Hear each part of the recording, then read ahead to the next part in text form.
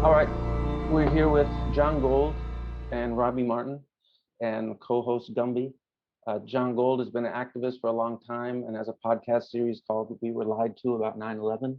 He's published a free collection of transcripts from those interviews, which is really invaluable record. He's a longtime activist working with the families, with the first responders. His first book was called 9/11 Truther, The Fight for Peace, Justice, and Accountability. And you can get both those for free at we were lied to about 911.com. Robbie Martin uh, is the co-host of Media Roots Radio and made the film A Very Heavy Agenda. I do want to point out a really cool recent map and podcast combination Robbie put together, which kind of he talks about the hijackers, their interaction with the anthrax attacks, and put together this like Google map with just hundreds of points on it that you can really start to see as he talks about it in the podcast. And you look at this map, you can start to see these really amazing connections. It kind of really brings the podcast to the next level.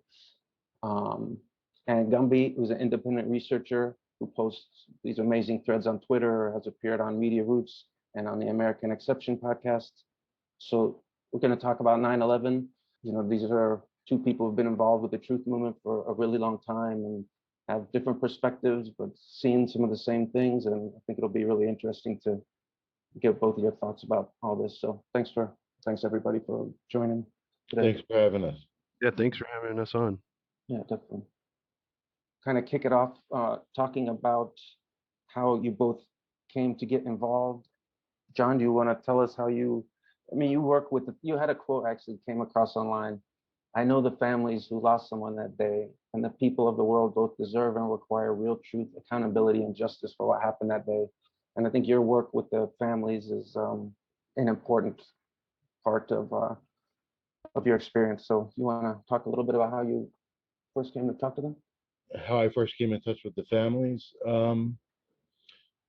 Years ago, on September 9th, 2004, in New York City, there was something held called the 9/11 omission hearings. And that was the first time that I ever heard 9/11 family member Bob McIlvaine speak. And when he started to speak, he started to cry. And for some reason, I was sitting at my desk and I started to bawl my eyes out, crying, because there was this family member who wanted to know how his son was murdered. He didn't know, but he wanted to know, and that this was not being picked up by the media. But no media covered that event, by the way, the 9/11 omission hearings. So when I heard Bob cry and I was bawling my eyes out, I made a promise to myself that I would do anything and everything possible within my power to help the 9/11 families seeking truth, accountability, and justice over the years. And as time progressed, there's a documentary called 9/11 Press for Truth, which came out on September 5th, 2006, which starred the Jersey Girls, or the September 11th Advocates, the four widows responsible for the creation of the 9/11 Commission. They literally forced Washington, D.C. to create this so-called independent 9/11 Commission. And there was a quote from Lori Van Auken is a 9/11 family member, and she said something to me once. She said, at a time when my kids were traumatized by the loss of their father, I had to go down to Washington, D.C. to fight for something that should have happened on its own. And that stuck with me. So Kyle Hentz, sorry for bringing up all these names, but Kyle Hentz was the co-founder of 9/11 Citizens Watch. And they were a group that worked with the 9/11 Family Steering Committee during the time of the 9/11 Commission. And I was talking to him one day, and he said that he was working on a documentary, 9/11 Press for Truth, and he needed money to finish it. And when he told me what it was about, the story of the Jersey Girls, the story of Paul Thompson and his complete 9/11 timeline, I was like, oh my God, I have to get you the money to finish. This is so important for this to get out there. So I asked my father for the money to be able to give to them to finish that documentary. And, and that's what happened. So during that time, I got connected to the Jersey Girls or the September 11th Advocates. Um, and over the years, they would send me press releases that they wanted to get out, and I would do my best to make sure they were posted on all the popular 9/11 truth sites and non 9/11 sites. Um, and that's just how we got connected over the years. John, can I ask, and we'll move to Robbie probably after this, but um, were you questioning 9/11 prior to seeing Bob McIlvaine speak there? And what sort of led you to questioning the official story? I've said this story a million times. On the day of 9/11, the first question I had was, after the Pentagon was hit, I asked my coworker, I said, where the hell's our military? But that was the first and only question I had about 9/11. I was angry. I wanted revenge on the Middle East. I thought every Arab was a terrorist. I was just like every other ignorant American.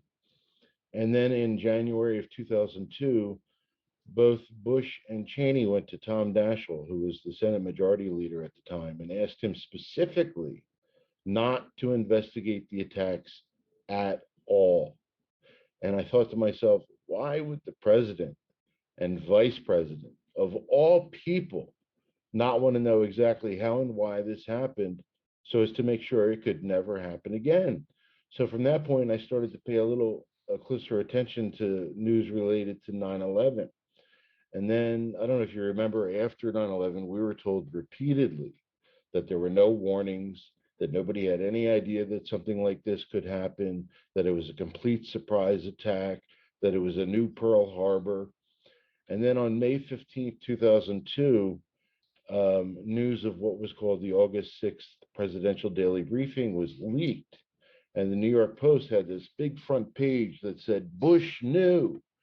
So when I saw that there was a warning and we were being lied to about 9/11, I was off to the races. I felt so freaking manipulated by these people, to hunger for war, to hunger for, all the deaths of the people in the Middle East. I mean, it was horrible. I always imagine myself like the Crying Game. You remember that movie where he ends up crying in the shower? It's like, oh my God. I mean, anyway, I felt like a rape victim. Like that's the best analogy I can think of. Once I woke up to the fact that we were being lied to. So yeah, and I was off to the races at that point. And then Robbie, maybe we can move to you and kind of your trajectory. I think you maybe had a different entryway into 9/11 truth than John did, from maybe the more, I don't know, what we traditionally conspiratorial type of world, Alex Jones and all that kind of stuff. So yeah, when did you first question it, and what was kind of your trajectory in those early years, especially of investigating and what you were listening to and reading? Well, I'd like to say I had as much of a selfless activist origin as John did, but I can't say that. It's very admirable. Every time I hear about how John got into this, I would say I was probably more selfishly interested at a curiosity level. And it all started for me, I think, on the day of 9/11. There were two things that happened to me. I wasn't a political person at all at the time. I was pretty cynical in terms of politics, even though I would have considered myself probably just like a autopilot Democrat voter at the time. And I remember, being like shocked that I just, the only political point of view I probably had at the time was like being shocked that people I knew were voting for George W. Bush, like in the 2000 election. So when 9/11 happened, I happened to be in a relationship with someone who was just over here on a student visa. They were a Japanese citizen. And basically, when the towers were on fire still, they hadn't even collapsed yet. I remember her just like crying her eyes out. She was a wreck, and at first I mistakenly just thought that she was just having a reaction to all these people that she just watched die on television. Like, that was, my brain made that connection. So as I'm sort of consoling her and talking to her, um, she like, the reason why she was so upset was because she was like, America's going to do something horrible now. And I was like, what do you mean? Like, it wasn't like I wasn't already aware of the concept of how like crazy America was in terms of like retaliation or military behavior. But it just, as I was talking to her, I'm like, oh my God, she's absolutely right. Like, this is, whatever just happened here is infinitesimal in the larger scheme of what America is going to do to like show its, its fucking swinging dick, and for however long into the future. So like, I instantly knew how scary this was, not because there was going to be more attacks or more terrorism, but because, oh my God, America is going to do insane stuff. So that was sort of like my, I guess, being pulled out a little bit of that matrix, the media matrix at that time.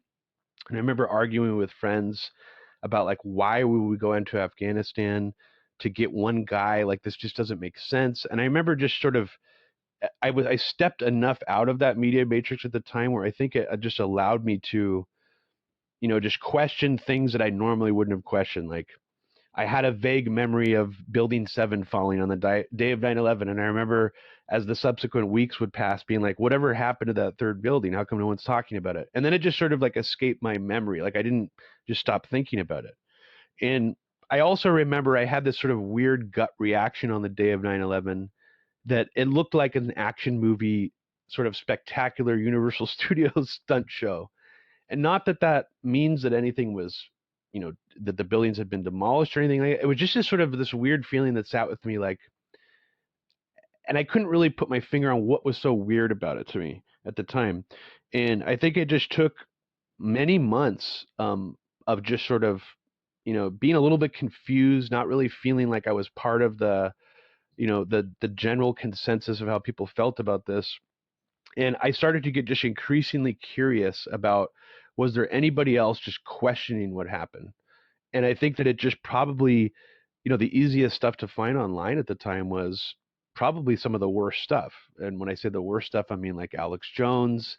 I remember one of the first 9/11 conspiracy presentations I watched. Maybe John remembers this. It was like a it was like a flash movie that had the music from Fight Club going behind it, and it was all about this theory that a plane didn't hit the Pentagon. That, they were saying it was a missile that hit the Pentagon or something else that wasn't a plane. Was that Eric Hufschmidt's film? I don't think so. No, it was like, because it was just no narration. It was just almost kind of like a music video of sorts. Mm. And so like, I remember being like, okay, this is exciting to come across, other stuff that's questioning it. And I just dove headfirst into all probably the most generic, conspiracy stuff you can find online.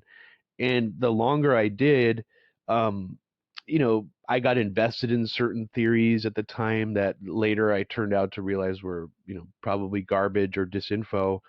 And just the more stuff I looked at, I think I just was gravitating closer to just wanting to know more and more about 9/11. Not necessarily what theories do people have out there, but just what happened. Like, what were all the known facts? And I think probably around the same time I've discovered History Commons or Paul Thompson, who I still think is one of the most solid 9/11 researchers out there. I I remember getting wind of the fact that my sister Abby was in contact with you, John, and that you guys were sort of, going back and forth sometimes on 9/11, or you were helping her figure some stuff out about her own beliefs about 9/11. And I think I appeared on her show actually to talk about I want to say it was like the Dick Cheney, Norman Mineta timeline. And I got some facts blatantly wrong on that appearance. And you like sent her this message where it's like, Robbie got this wrong, he got this wrong. And you're like making like a laundry list of all the stuff got wrong. And at first I was like kind of like butthurt about it, but then I'm like, wait, no, like John actually like knows his shit really well. Like I should actually, take this in, understand what I got wrong, and learn from it.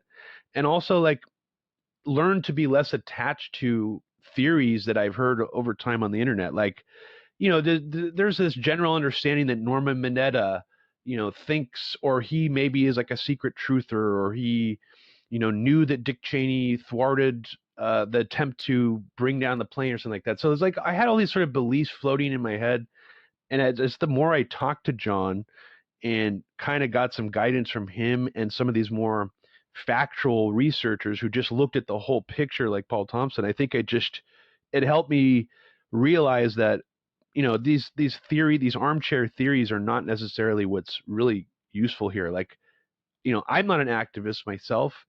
I never got in contact with any 9/11 family members, but on some level, it makes sense to me to like what can actually move the needle with doing things for the families, even if I'm not in any way connected to them whatsoever. It's like, why not actually like bring out more facts and actually let go of some of this attachment to these armchair theories, that you've seen in these movies, and actually lay out as much facts as possible. Dig into these things that don't make sense. Original research. So it took me, I think it wasn't until I really got in touch with John that I like was able to feel like I could start doing that. And it probably took me like several years even after getting in touch with John to actually contribute something, that was original research. So that was sort of my trajectory. I have a lot, to thank of John for getting me there. And, I think at this point, Alex Jones and things like that, it's very clear to me that even if Alex Jones said some things occasionally, people are like, he's right 70% of the time, so therefore he's good. Even if he dropped real 9/11 nuggets at times, it was just mixed in this stew of reactionary disinformation, omission, to the point where, yeah, I think it's very hard for people, probably even still, to know what 9/11 stuff to start with. And I have empathy for people who have sort of tried to, gone through that same transition I have, because I feel like I probably wasted several years of my life looking at, more just indulgent conspiracy stuff. But so I know I've just sort of been rambling, but that's probably the best encapsulation I can give of my 9/11 truth origins. I kind of wanted to talk about a little bit. Like I said, I was off to the races after May 15th, 2002, when the August 6th PDB was leaked.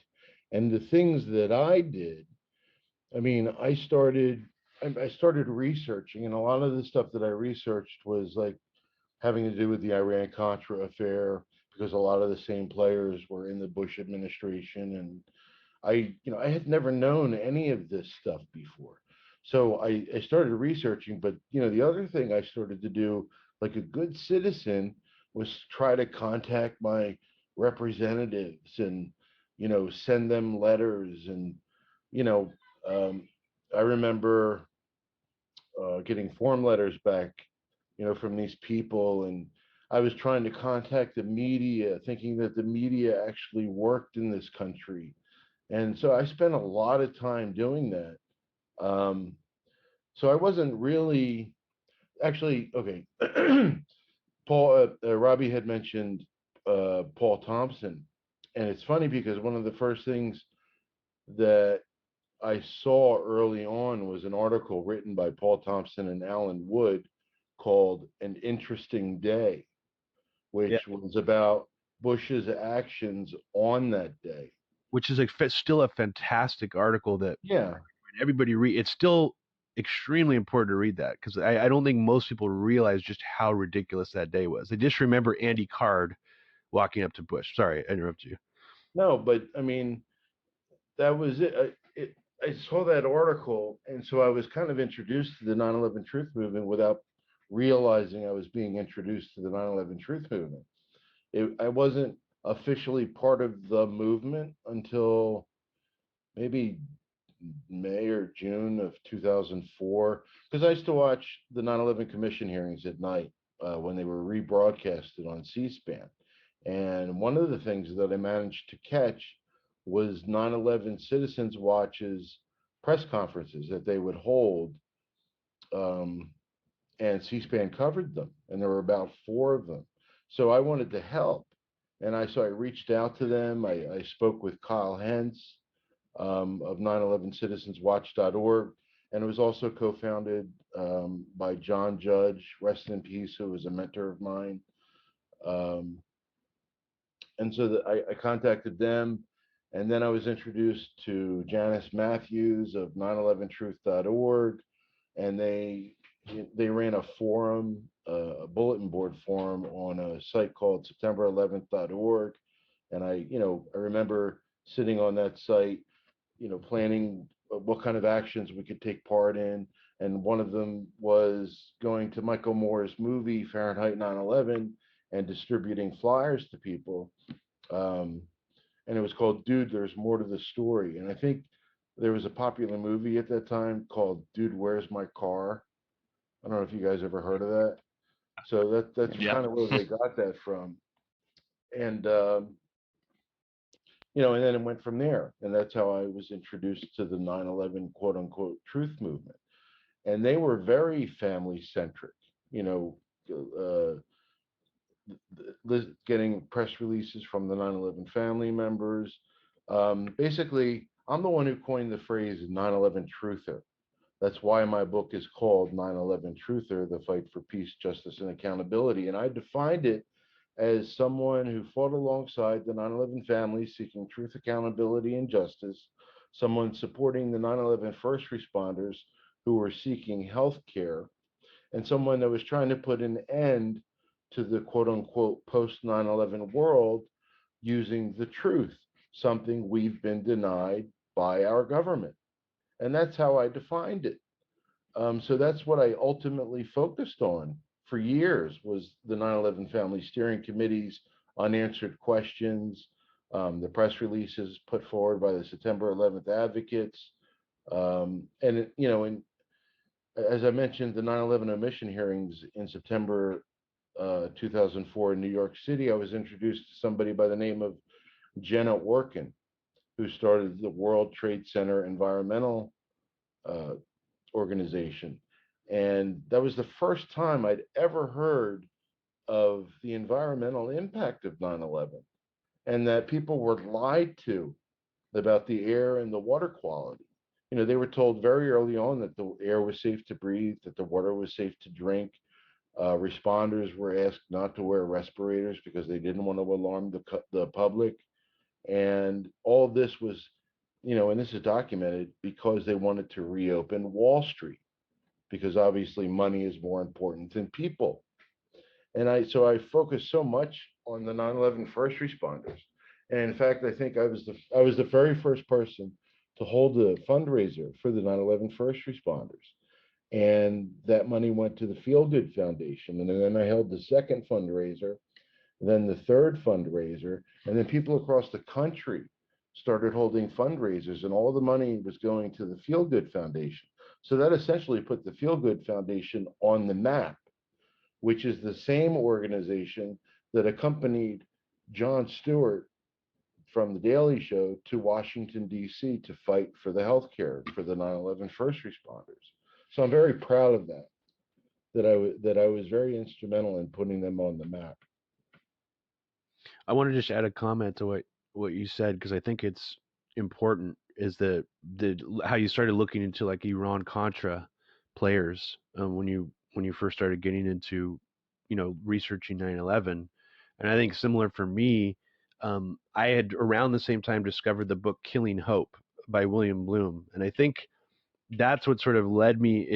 So I think it was sort of like I was simultaneously looking at 9/11 from trying to figure out what actually happened, simultaneously was sort of being like pilled on anti-imperialism and just the history of how much horribly aggressive military crap that the US has done all over the world. So I think that was probably really fundamental for me too, just having that anti-imperialism frame when looking at this stuff as well. Oh, I was also introduced to Mike Rupert very early on, and his documentary, The Truth and Lies of 9/11, which was based on a talk that he gave, I think, at Portland University in November 2001. And I just thought I was floored by the information that he was presenting. And he was actually the one who got Paul Thompson to create his timeline. Mike had created the very first timeline called Lucy, You Got a Lot of Splaining to Do. And then Paul Thompson was inspired by that to do the work that he did. So, you know,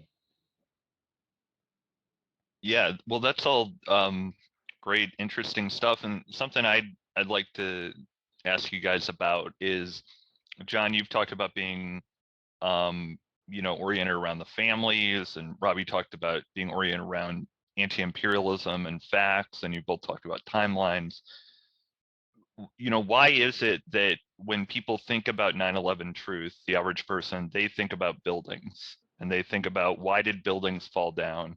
And, because I'm sorry, go ahead. well, yeah, you can go ahead. But just like, I mean, I think one of the first real bestsellers, it was a 9/11 truth book, was the Thierry Masson book about the Pentagon, which I've read and I would say does not, it's not a very well done book, really. And Loose Change was the big thing when I was in college. That was certainly my first exposure to 9/11 truth. And there's some other stuff I think in Loose Change, but it is primarily about the buildings, and it's about you Well, know there were two kinds of advocates for 9/11 justice, which is now what I call people as opposed to 9/11 truthers. You know, there were the people that were turned on by the film Loose Change, and then there were the people like me who came into this beforehand, before that movie was even released. And uh, like I said, the 9/11 omission hearings in 2004, no mention of the buildings whatsoever. Cynthia McKinney held the 9/11 congressional briefing on July 22nd, 2005 in Washington, D.C. It was a 9-hour long event, not one mention of the buildings. And then um, I think it was Stephen Jones who came out and was reported on by Deseret News about his hypothesis about how the buildings came down. And David Ray Griffin was very big on the buildings too. Um, but it was something that was frowned upon by a lot of people like me because it was hard to believe for so many people. And a lot of people were asking, well, where are the experts? Where are the experts? And suddenly there was Stephen Jones with his hypothesis. And it wasn't long after that that somebody by the name of Morgan Reynolds came out um, talking about the buildings, and he was supposedly a former member of the Bush administration. So, oh my goodness, we have a former member of the Bush administration. We got to listen to what he has to say. And he later turned out to be a fucking fraud, douchebag. Sorry, excuse my language. Um, and that's kind of how the direction of the movement, like Tucker Carlson had on Stephen Jones. And what he did is he did his best to make Stephen Jones look like a fool. Like he wouldn't show the footage of World Trade Center 7 falling, even though Stephen kept asking for it and so on and so forth. And then the next day, Tucker Carlson went out and called him a quack and, was taking phone calls from people and, asked people, if, to leave the country. If you think that your government was capable of doing this, you should leave the country. So then a lot of people did was they felt like they had to defend Stephen Jones. And so that's kind of how the direction was taken from focusing on the families, their unanswered questions, the ridiculousness of the 9/11 Commission, to focusing on the buildings and making sure that, we protect Stephen Jones and that his arguments were right and stuff like that. I didn't do that.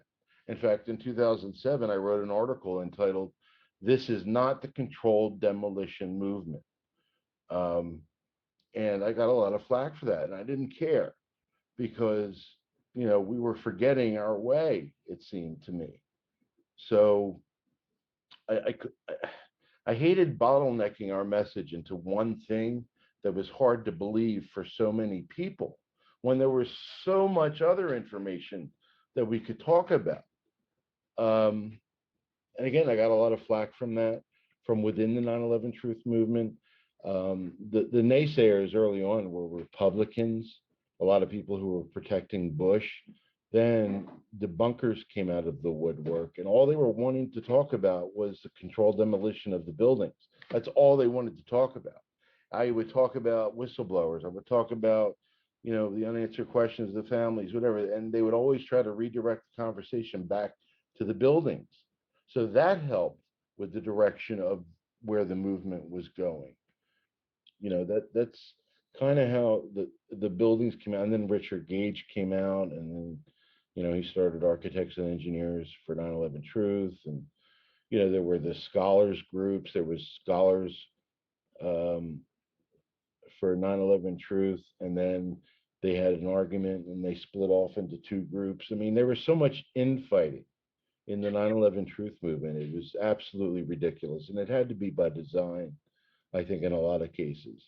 Well, I just want to add to what you're saying here, John, because that's what, looking at this more from the outside, like you were very involved at the time that I was just sort of coming into like 9/11 blogger forums. And I don't remember if I came to your message board, but I remember like seeing you interacting with other people in the movement all the time. And there was this attitude that other people felt like you were a gatekeeper because Right. like that they basically would accuse you of somehow forcing the discussion to not be about the buildings, but all you were really doing was just saying we probably shouldn't make this all about the building. You were never shutting people down talking about it. It was almost more like they were like the people who were this aggressively all about the buildings. It's like they were trying to shut down anyone who wouldn't commit to being what they called a me hopper. And if you were a Lee hopper, you were either suspicious in their eyes or you weren't real enough. Therefore, you Right. didn't have any standing. So it was like it became this very dogmatic, intense infighting where there was two very distinct camps, and the buildings camp, the controlled demolition camp, would just basically shout anybody else down. And that's, I mean, I think of it, it's like, so how did the debunkers make it all about the buildings? Well, it's kind of like it just kind of like it happened that way. Like it was very easy for them to make it all about the buildings. Go And ahead. it's also, I'd like to make a point about the media. When the media would cover us, they would only talk about, well, first off, they only focused on loose change, okay? And so they were only focusing on the buildings and the missile hitting the Pentagon. So the media helped to portray us as being only about the buildings or a missile at the Pentagon as well. Mhm. And they never, never ever focused on the family members or any of that stuff. What's What was the family's reaction to seeing this kind of sideshow grow up around this side of their? I don't know what their reaction was. I mean, I honestly, I don't know what their reaction was. I'm sure they were frustrated, because I was frustrated. Yeah. And one thing I always tried to do is like I'm familiar with my anger, concerning the lies of 9/11, but I can't understand or imagine what it's like to know what I know on top of having lost someone that day. That's unimaginable to me. So when you try to put yourself into the shoes of a 9/11 family member, that became a great motivator for me because it was incomprehensible to me how they must have felt.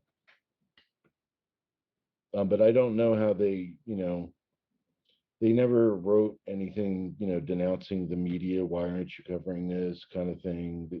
To my knowledge, that they didn't do that. Mhm. I mean, just looking at it from the outside in, because I wasn't involved as John was at this time, it seemed to me like, um, I mean, and I have no idea if this is accurate, but it just seemed to me like the 9/11 family members, some of them maybe distanced themselves more from whatever the movement was, over time. Because Yeah. the more negative press coverage it got, it's almost like, why would they want to be associated with that? Because they wanted to keep their, maintain the seriousness of their cause. And I don't know if some of those people went.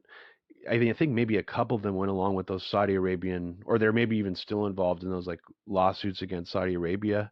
Maybe you can. Many. Yeah. Um, yeah, no, definitely. There was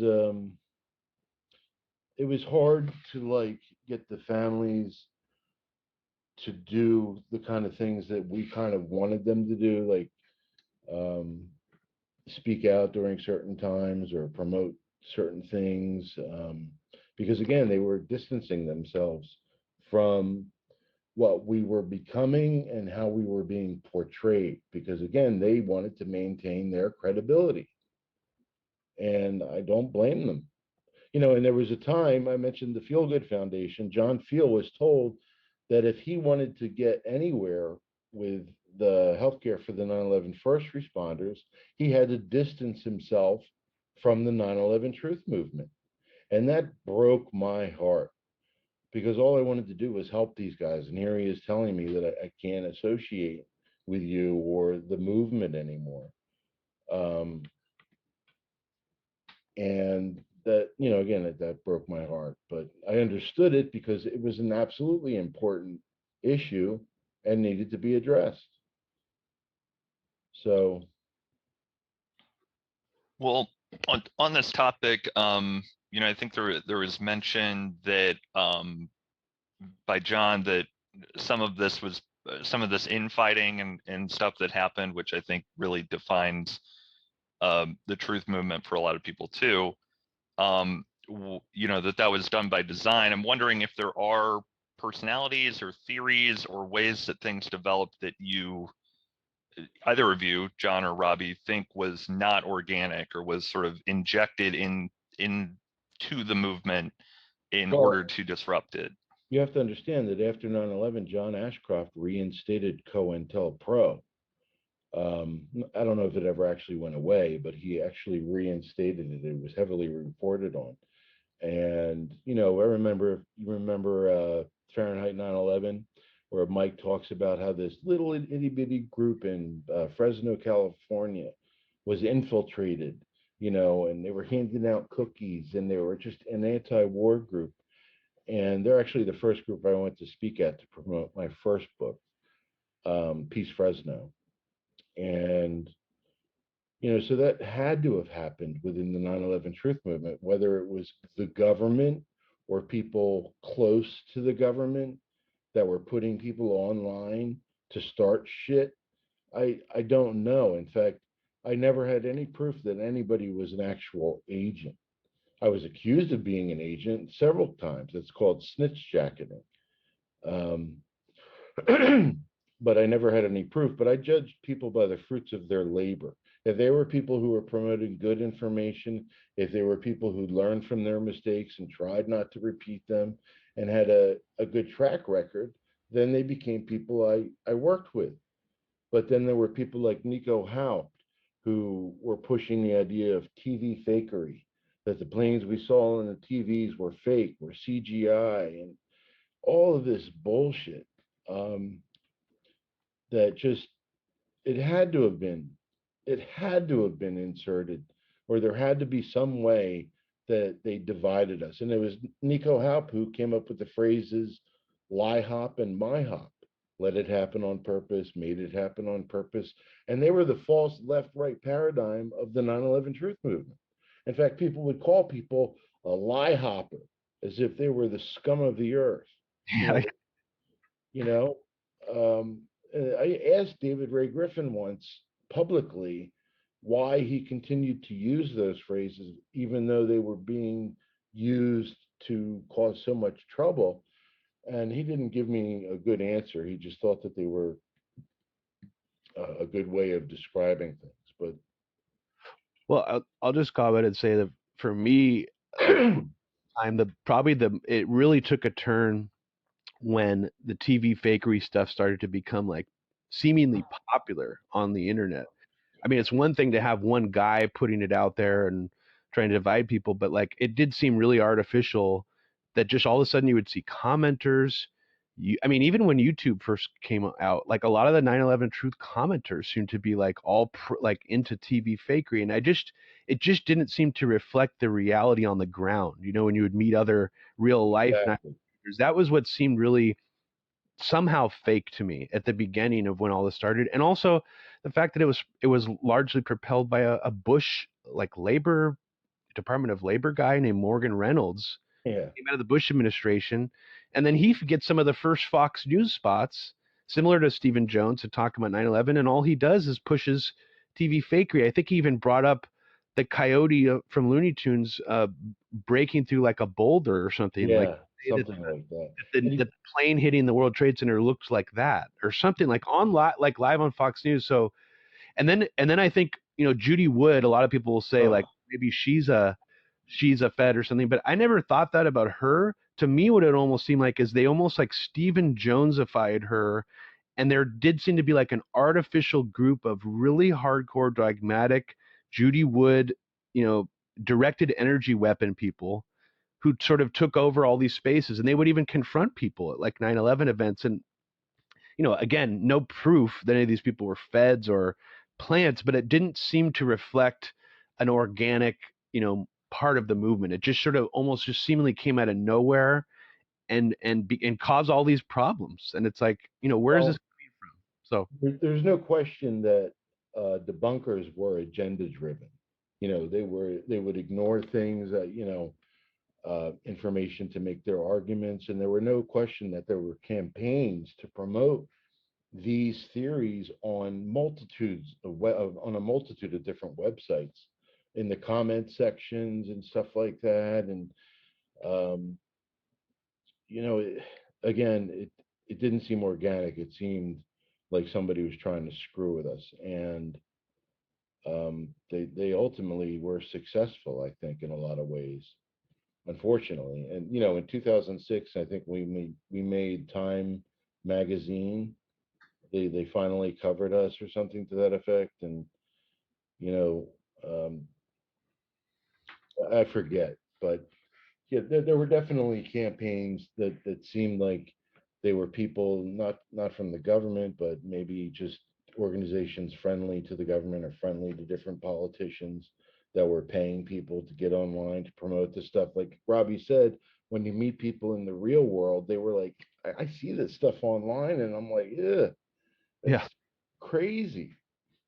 And that's the stuff that the media focused on in an attempt to discredit us. They would always focus on the most ridiculous theories, the most ridiculous people like Alex Jones. And I want to talk about some of the TV appearances of people that made it on television. I would beg them and beg them to please mention the 9/11 family members, to please mention their unanswered questions, to please bring up the ridiculousness of the 9/11 Commission every single time. And never once did any of those people, not Kevin Barrett, not Stephen Jones, not Richard Gage, not any, whoever got on the television, none of them ever did that. And, you know, I think, again, by design, the media's job was to pretty much discredit us to the best of their ability. And I mean, and you can also argue there was a lot of stuff seeded into the movement from day one. Like Gumby brought up Terry Mason's book. I mean, Right. just the idea Which that was translated into 29 different languages, I think. yeah, and just to make it to deduce it all down, and like not even talking about the buildings or these wackier theories, but like even in David Ray Griffin's books, he's talking about how all the family's voices on those phone calls could have been done through voice morphing technology and things like that. And when you really boil it down, it's like that is a really dicey place to go, and does make you look crazy to suggest that all of that was fake. And Well, so that to and me, that was there from day one. I mean, I remember people yeah, talking. to me, it's no different than what Alex Jones did to the Sandy Hook families. By saying they were never killed, they were crisis actors, whatever the hell he was saying. When you say that the phone calls are fake, you're essentially taking a shot at the family members who may very well have who received those phone calls. I don't even want to go down the path that the phone calls were fake, because I think they were real.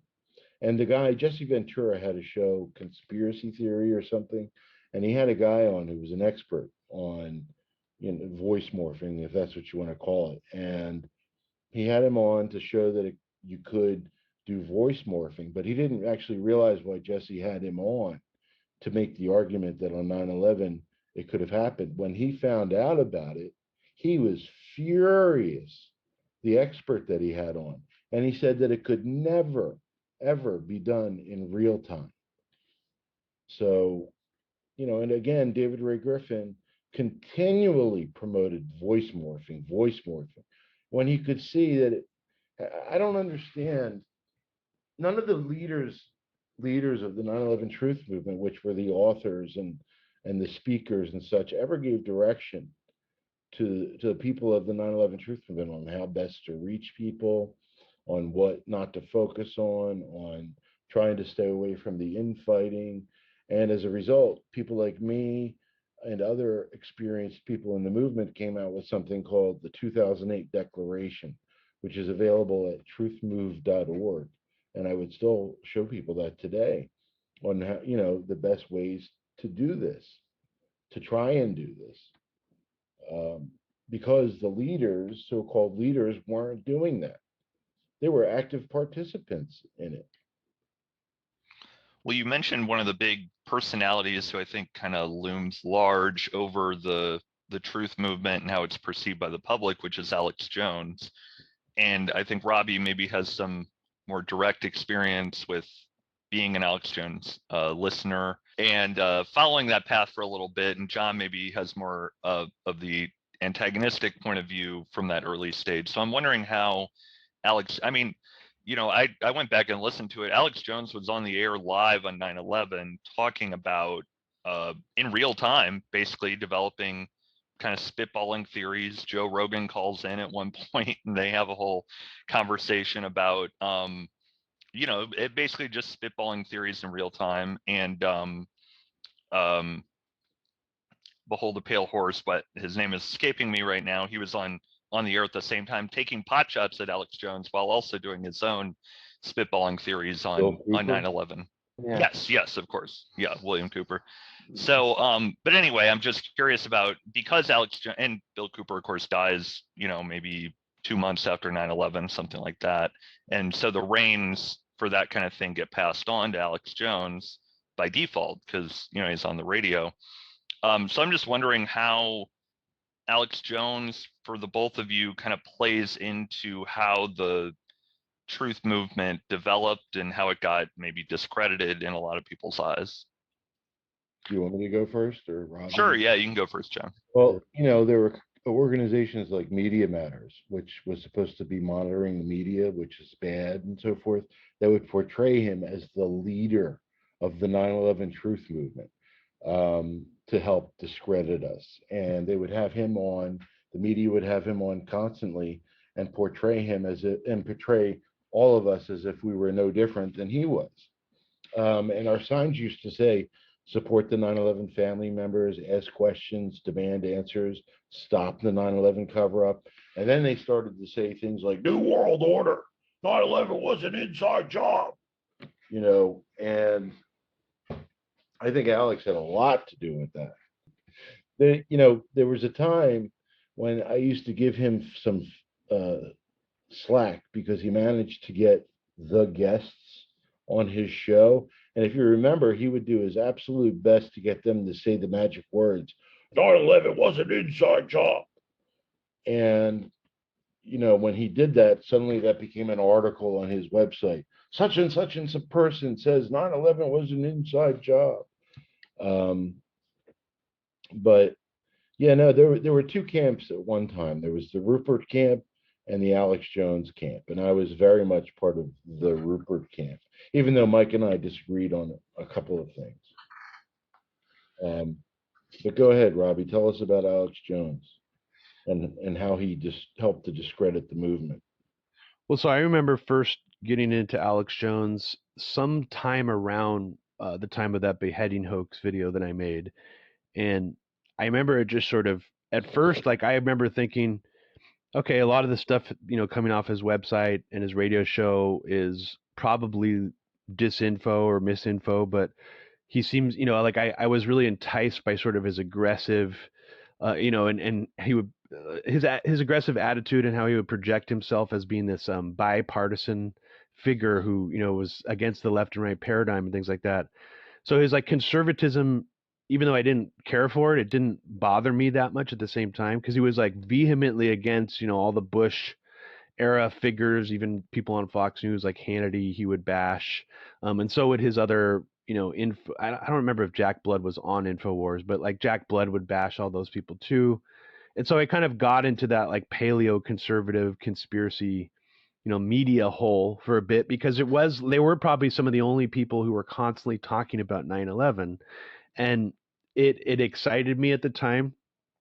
But then, I think over time, it was very clear that Alex Jones was turning, the 9/11 movement and into basically something that he had act like was his own brand.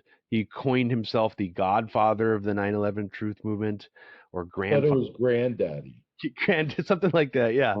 So he would act like it was his, and it did seem like he was feeding into that dogmatic righteousness that was plaguing the 9/11 truth movement at the time, where people would be really attached to these theories and figures rather than trying to like be, to have like a collaborative crowdsource investigation of some kind, into 9/11. And I think it got much worse. And to me, it was much more evident when sort of We Are Change first started, where it did seem like Alex Jones had sort of spawned a collective of people who, some of the stuff they did was valuable. Like they would confront politicians about 9/11 in places you would never expect. But then on other times, you would be like, man, it seems like they're kind of perpetuating this very aggressive confrontational attitude where it's like, and this might actually turn a lot of people off into thinking that 9/11 truthers are these crazy aggressive people who are going to get in your face and try to shout you down if you don't, you're not me hopper enough, or you're not, Well, so I think it's sort of, I noticed that attitude being amplified by Alex Jones and his followers more and more over time. And I think ultimately, that may have been one of the biggest problems in the movement. Not like Alex Jones. We could talk in another conversation about how Alex Jones might be some kind of asset for the federal government. That's a whole other conspiracy topic to discuss. But just on the level that he turned this into like a reptile brain clickbait, almost like conspiracy industry that he's obviously made millions and millions of dollars off of over time. I think it just shows sort of the, you can even just look at it from the perspective of he was a grifter who really took advantage of that energy and made people just really aggressive and gross and just dumbed it down, So it's funny. Luke Rukowski, who founded We Are Change, do you know who used to write the questions for him to ask of politicians? no. Me. It was me. I would write him questions, great questions for him to ask people he was planning on confronting, and he always got the questions wrong, and whatever. I mean, but I tried to be helpful, but then they turned out to be, they did some good work, I guess. It was just dependent upon the group, but the main group, or the one that got the most attention, seemed to do the most amount of damage. But yeah, they were all Alex Jones wannabes, and they were like Alex Jones's private little army that he had to go out and confront these people just to get on video. Like there were so many people who wanted so much to make these videos so that they would be put on Alex Jones's website just to see themselves on video. That seemed like to be the case to me, that some people just did things just so they would get on Alex Jones's website. Oh, absolutely. Yeah. It became sort of like a cloud chasing thing. And it's interesting you even mentioned how Tucker was sort of like the litmus test to see how a truther would do if he's given the chance on TV, kind of a thing. And sort of fascinating to see where we are with Tucker now, where he's actually playing into like some kind of conspiracy movement that's like popular among right-wing people now. It's sort of odd, makes me wonder about him even more. I don't trust him. I think he's an asset of some kind. I've never trusted. I don't trust the media in general. The media is essentially an arm of the government, answerable to the White House, to the State Department, to the CIA, to the Pentagon. Bob McIlvaine, 9/11 family member Bob McIlvaine, did an interview with somebody from the Philadelphia Daily News, and by the time they were done their interview, the journalist told him the Pentagon will never allow this, to run. So, do you remember that movie, Good Night, Good Luck, with George Clooney, I think? Edward R. Murrow movie. Yeah. Edward R. Murrow. They had a scene where like the military came into the editor's desk or office and were trying to assert their influence over what story would be run or not run. So I mean, there's no question that those organizations I mentioned have a great influence over our media. Yeah, well, and speaking of the media, and this is a little bit of a different topic, but on Bob McIlvaine, there was a long feature article about him in the Atlantic last year, written by Jennifer Senior, Yep. who just won the Pulitzer, and I believe it was specifically for that article. Yep. I was wondering if you had read that. I think you had actually teased it before I'd even seen it. You said something big is coming, and she does kind of try to. She's very sympathetic toward him in writing it, but she is also, tries to debunk, I would say, a little bit of what Yeah, he says. So I was curious about your thoughts on that. I think it was wrong of her to try to quote unquote debunk what Bob was saying. And again, I think maybe Bob could have stuck to maybe better topics than what he was bringing up. Um, like the ridiculousness of the 9/11 Commission. People have to understand the 9/11 Commission and their report were presented to the world as the definitive account of 9/11, and those are the exact words of Thomas Keane. So if you can show that the investigation that we got was an absolute farce, was absolutely corrupt and compromised, how can you say then that we know the truth of what happened that day? You can't. You can't say we know the truth because the investigation we got was an absolute farce. So that, I've always thought of that as being a smoking gun of 9/11, at least in terms of showing that we need absolute truth, accountability, and justice for what happened that day, because we didn't get it. The 9/11 Commission didn't hold anybody accountable. In the beginning, they wouldn't hold anybody under oath.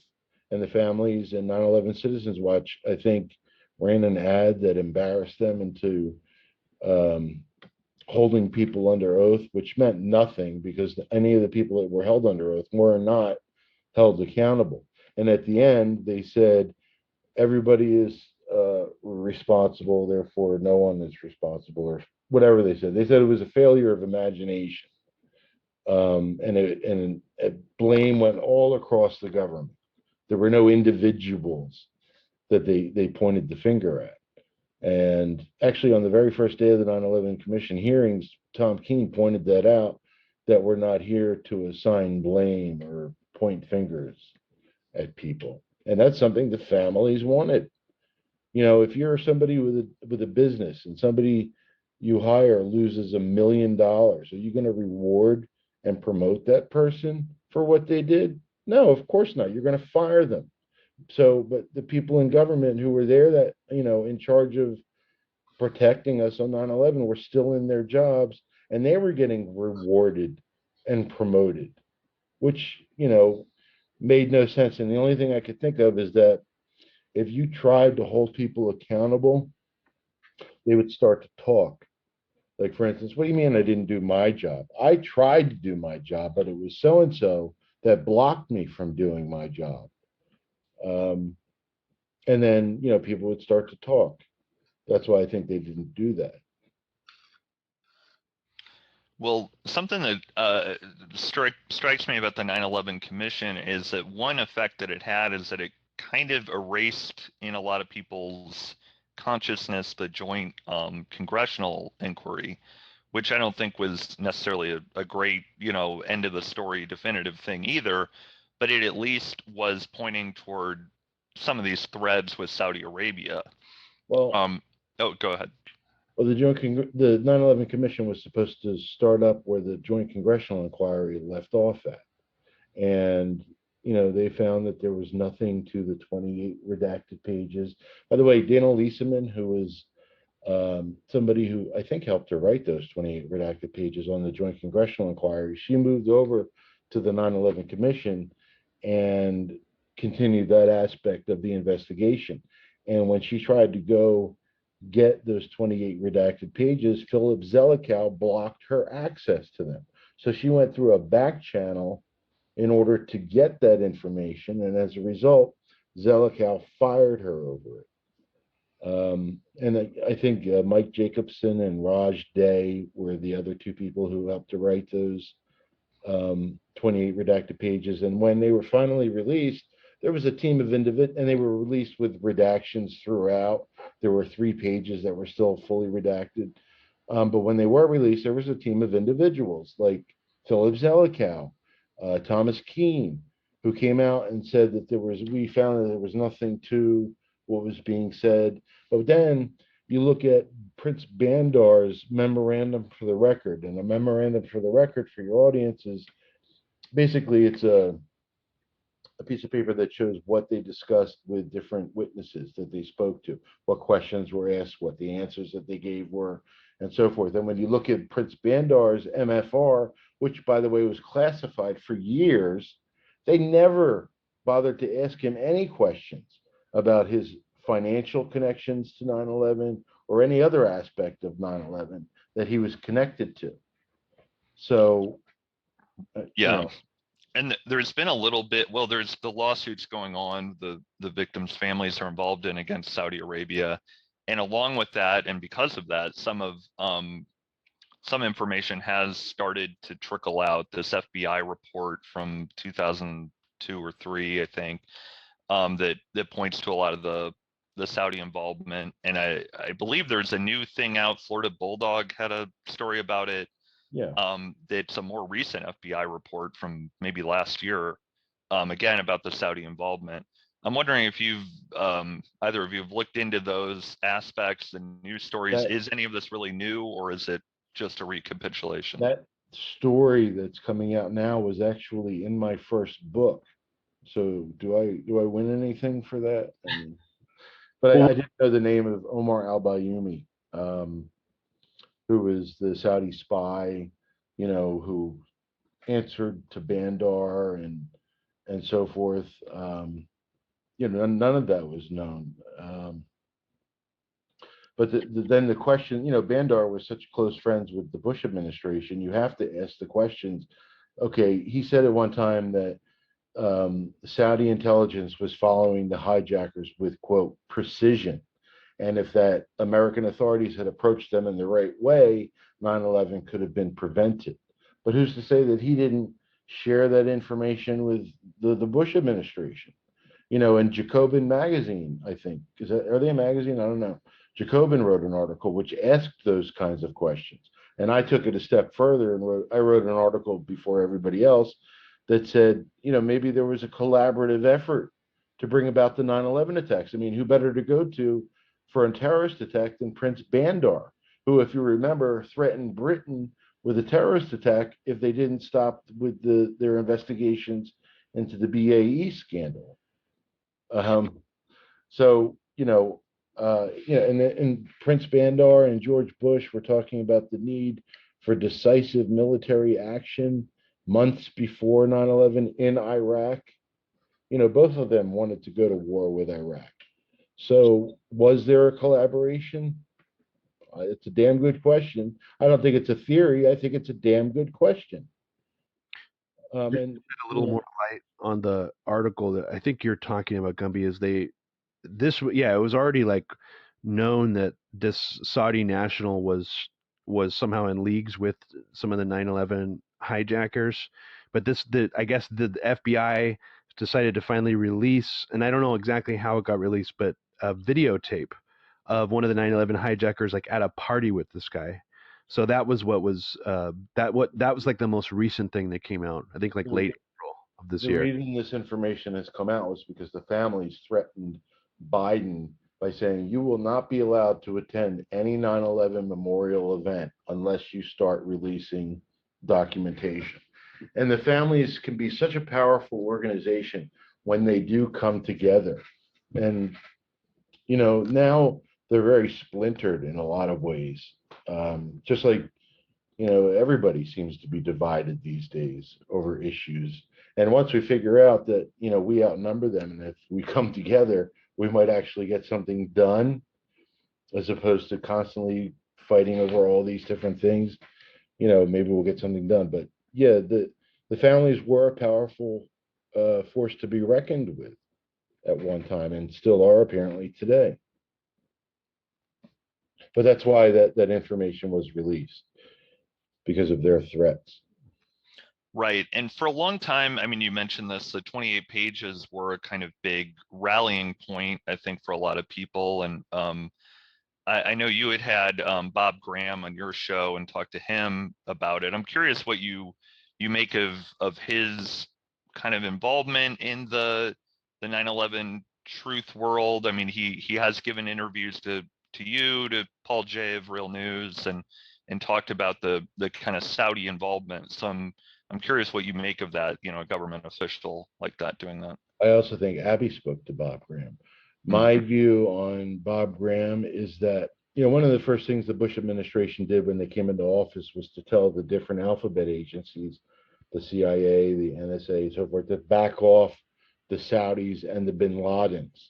To me, if we're going to say Saudi Arabia was partially involved, that was the first domino that led to 9/11, was telling the different agencies to back off the Saudis and the bin Ladens. And Bob Graham said to me that if these allegations were true, that's a serious crime, and it seems that it is true because John O'Neill complained about it. I think Robert Wright complained about it, the Saudi obstructionism. And there were a number of things the Bush administration did. There was an operation, the DIA, the Defense Intelligence Agency, was a part of, as far as monitoring Saudis, that was shut down prior to 9/11. There was the Visa Express program that was started before 9/11, which only applied to Saudi Arabia and some of the hijack, and it made essentially it easier for Saudis to get into the country. And some of the hijackers, alleged hijackers, took advantage of that.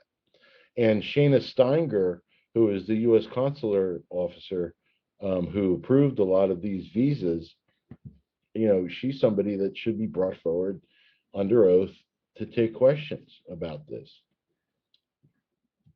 I mean, my thoughts after looking again at all the Florida connections surrounding 9/11, a lot of people have accused Bob Graham of sort of being behind some kind of limited hangout to pin all this on Saudi Arabia or whatnot. I mean, maybe on some level I think it's very possible that he knows a lot more than he's saying, and specifically because he was a senator of Florida for so long, and just based on how much of this activity happened in Florida and how much of that stuff is barely known to anybody. I mean, especially like the stuff that Daniel Hopsiker was digging up for a while. I bet you he has at least been passed information that has shaped his worldview on 9/11 probably a lot more than we know. And Well, I asked him about Randy Glass, and he said he didn't really know anything about it.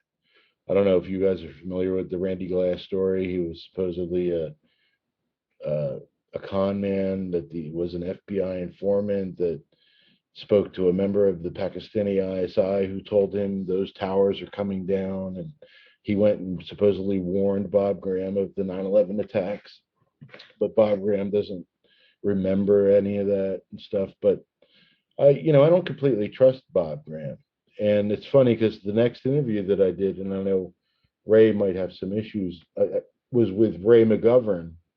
And we went back and forth and basically, cut him down to size based on some of the things that he had said. And Ray McGovern was very influential to me very early on. The 9/11 omission hearings were held on 9/9/2004 in New York City, but Pacifica Radio held the 9/11 People's Commission on 9/11/2004 in Washington, D.C. And that's something that I attended. And I managed to ask Ray. I got the first question from the audience, and I asked Ray specifically about the CIA's involvement in the drug trade and why, for what reason, would the government allow 9/11 to happen. And he gave me an analogy. He said, oil. O for oil, I for the protection of Israel, and L for the logistical placement of bases in that region for future use. And now we can start to talk about, if you want, how our policies over the last 20 years have led us to where we are today with the Ukraine. Because in the name of 9/11, we scooped up a lot of former Soviet states along the border of Russia, for military bases, and made them part of NATO. In the name of 9/11. after 9/11, Bush dropped the anti-ballistic missile treaty that Putin told him in July of 2001 was a policy that was important to maintain. And you look at anti-Russian sentiment had grown exponentially since 9/11. There was the Russia-Georgia war, which we found out later that it was actually Georgia who fired the first shot. And I think Dick Cheney had a lot to do with that war. Um, we destabilized the Middle East, completely destabilized the Middle East in Putin's backyard.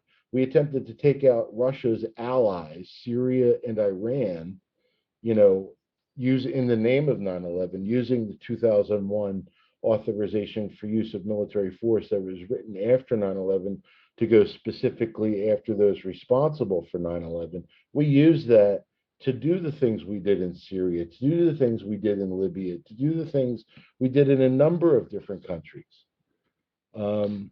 Which is especially notable because I believe Putin was the first one to talk to Bush and offer condolences after the attacks happened.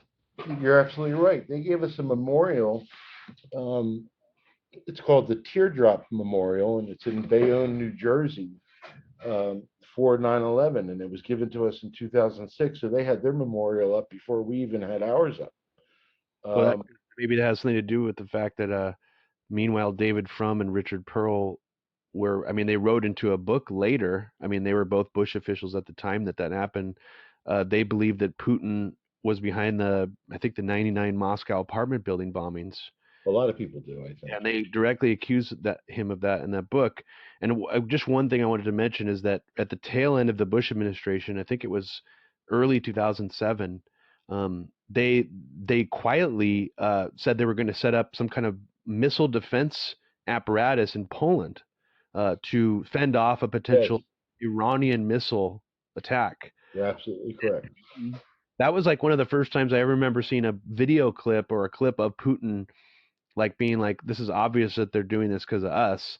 He was talking about the Bush administration at the time. So in 2005, both Russia and China came out together saying that they were warning the world of an attempt of U.S. domination of the world. So they were aware of what we were doing in 2005. And now Boris Johnson is committing his military to protect Sweden and Finland in the event that they join NATO. This is a world war that we're in right now. It's just nobody's willing to call it that. At least I believe it is. There's also an incident that happened right before 9/11 where a U.S.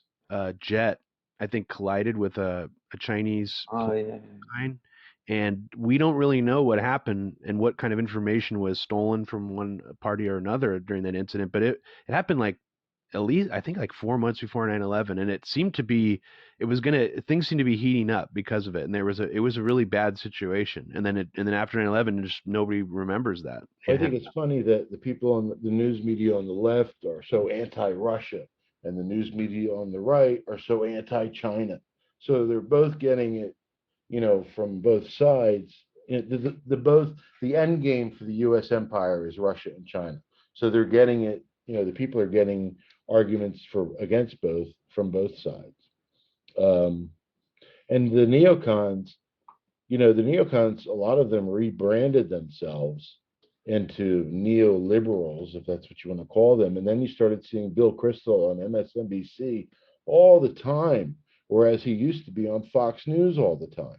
So they kind of infested both sides of the aisle, the left and the right. Did the Truth Movement have any kind of consistent reaction to the Iraq War? Like, how did the anti-Iraq War and the 9/11 Truth go together or not go together? I constantly was fighting against, the Iraq War, trying to get it to stop, because I knew that 9/11 was the reason that it took place. They used 9/11. And I just wrote an article recently called Too Many Americans Thought Saddam Had Something to Do with 9/11. And I can read some of the titles for you. Americans still believe Saddam had strong links to Al-Qaeda, planned 9/11, had WMD. In lawsuit, Team Bush swore Saddam was behind 9/11. 85% of the troops in Iraq think Saddam was involved in 9/11. 77% think he supported Al Qaeda. 3 years on, survey shows misinformation on Iraq endures. Poll, nearly a third of Americans still believe Saddam personally involved in 9/11. Number of Americans who believe Saddam 9/11 tie rises to 41%. Hit and myth, poll shows 1 in 3 Americans still believe Saddam involved in 9/11. Okay, can I say something about this? I mean, I think that when I was in the movement during when the Iraq War was still like in full swing, I remember it just vindicating my search for like 9/11 truth even more, like watching some of these horrible things unfold in Iraq. I mean, I remember when the torture scandal came up, when, just the Abu Ghraib scandal happened, it just vindicated, it was like the Bush administration is so evil and sociopathic, and in its top-down fashion, that it just vindicated the search for 9/11 even more. I think that's probably what it did to other people as well. And I think it was just fundamental. It was impossible to find any person in the 9/11 truth movement who wasn't against the Iraq war, because they Right. were also against the Afghanistan war on just some fundamental level, because they didn't believe the 9/11 official story. So it was just a given. It was a no-brainer that you're against the Iraq. Well, the thing about both countries, Afghanistan and Iraq, is that there were plans to invade both prior to 9/11. That too, yeah. I mean, And then that also ties into PNAC, which is another interesting right. aspect of the 9/11 truth movement, that that this group of neoconservatives put into a document, that they thought that we needed a new Pearl Harbor like event, a catalyzing event, to sort of achieve these goals of a new era of American hegemony. And largely they have achieved a lot of what they talk about in this document. It's not a super unique document, except for the people who were involved in it. 17 of them went into the Bush administration. So, that also, over the years, and maybe to some people, it maybe seemed cartoonish to even think that some of these neocons who signed the PNAC document might have been involved in 9/11. But it's like, that's been, these intrinsically, these people who are behind the Iraq war, on some level, I still believe to this day that some of them were probably involved in 9/11. So like that's also, they go together in that way as well. The way that I've used rebuilding America's defenses in that line about Pearl Harbor is that it shows that they understood what was necessary to get the American people behind, war, behind upgrading our military or whatever the hell. It showed that they understood what was necessary to do that. That's what that did. It didn't say, they didn't declare that they were going to do 9/11. We got the documentation. What shows. That's my Alex Jones impression. But Yeah, yeah, I mean, I think didn't he used to say that? We have the documentation. classic Alex Jones line. I mean, the thing, and it just in my own research over the years has like made me suspect some of these people may have been involved even more, just based on like just finding that Fred and Don Kagan sound clip where they're like, we got to invade Palestine. I mean, what if they would have Oh had an no. plane, and then you hear Richard Pearl saying, well, I think the next attack's going to be biological. And it's like, these guys are really prescient, like they're really, really prescient. So, I mean, that's not proof or smoking gun evidence, but it's led me in directions that I think have like, been fruitful and have like just vindicated my beliefs even more, that some of these Iraq war architects, were possibly had some role in 9/11. We could talk about that more if you want, but that'll require some speculation, but I can go there if you want.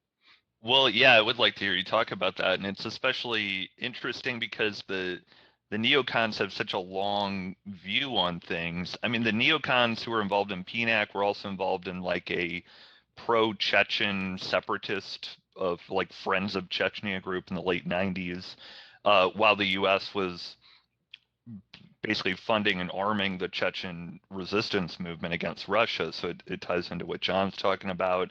And of course, Robert Kagan, the author of the Rebuilding America's Defenses, is married to Victoria Nuland, who's one of the main architects of the U.S. NATO overthrow coup in 2014 in Ukraine. So there's such a trajectory with all of this stuff. And then you have, I mean, there's a lot of facets to the neocon movement, that people have their own geopolitical focuses. Michael Ledine's all about Iran, and some of these other people have different, more Frank Gaffney, more overtly Islamophobic kind of focus and stuff like that. But I would like to hear speculation on how you think the neocons could be tied into, the actual commission of 9/11. Well, Dick Cheney was the vice president. And when I learned as a little boy is that the only powers the vice president had was to take over as president in the event that the president was killed, or I learned later was in surgery, he would take over as president, or would break a tying vote in the Senate. Those were the only two powers that the vice president had. And yet on 9/11, he was completely in charge militarily of the situation. He shouldn't have been anywhere near that. And actually, it's because of his orders to shoot down aircraft that pilots ignored it, because of the fact that he wasn't part of the military chain of command, which is a kind of, I don't want to say it's a stand down order, but it's a what's the word? That's essentially what happened. There was a stand down because they did not accept his orders because of who he was. So, I mean, the military exercises that were taking place that day, they put false injects on radar screens across the country, which caused confusion on the ground. There was definite confusion on the ground, and it wasn't addressed by the 9/11 Commission. People asking, is this real world or exercise? Global Guardian, which was normally scheduled for, I think, October or November, was switched to September. And that was the umbrella military exercise, which all other military exercises during that time fell under, was Global Guardian. So that happened. I don't know who made the decision to make that happen, but look at the Energy Task Force that Dick Cheney was a part of prior to 9/11, where they were literally talking about Iraq's oil fields before the pretext that would enable them to go into Iraq. And then they fought long and hard to keep those records a secret, and ultimately were successful. And I don't know how else. I mean, there's so many avenues that you could go down. Well, I think Dick Cheney's, he's an interesting example because he's not necessarily part of this sort of Trotskyite, like Straussian, classic neocon lineage that like Crystal and Kagan and even Wolfowitz come from.